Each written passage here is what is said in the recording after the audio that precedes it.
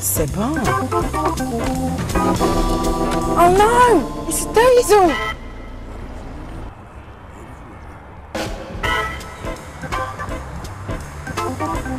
So, 2 litres into one Renault Clio won't go, because this is a 1.9 diesel. And it sounds like a diesel from the old school. Just take a listen.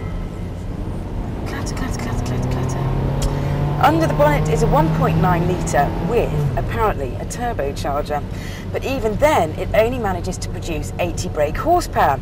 Other manufacturers have managed to squeeze an awful lot more from their 1.9 turbo diesels, most notably the VAG engine, which is 110 brake.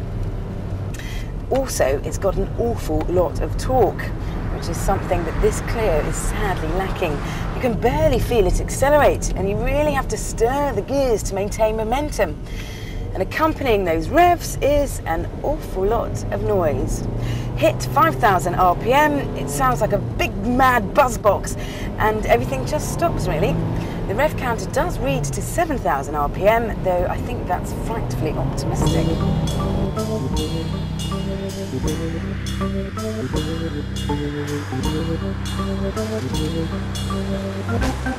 The engine aside, this Clio has a wonderfully competent front-wheel drive chassis that's very tidy through the twists.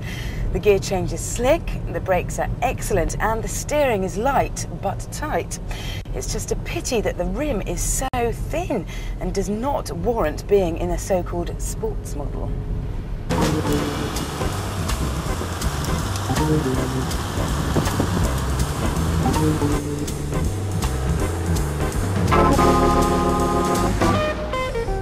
For such a relatively small car, it is spacious. The boot is big, there are plenty of places to store things, and you can get a couple of adults in the back, though it is slightly cramped.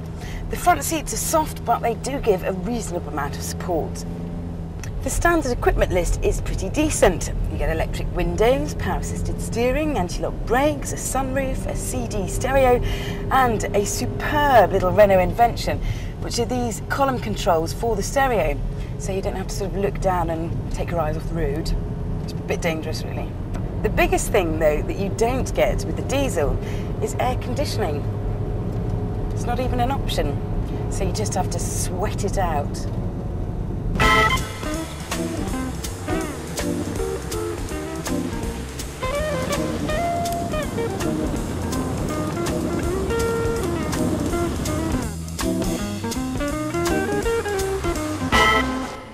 Traditionally, the words diesel and sporty were never used in the same sentence, but today the likes of Volkswagen, Mercedes and BMW have changed that.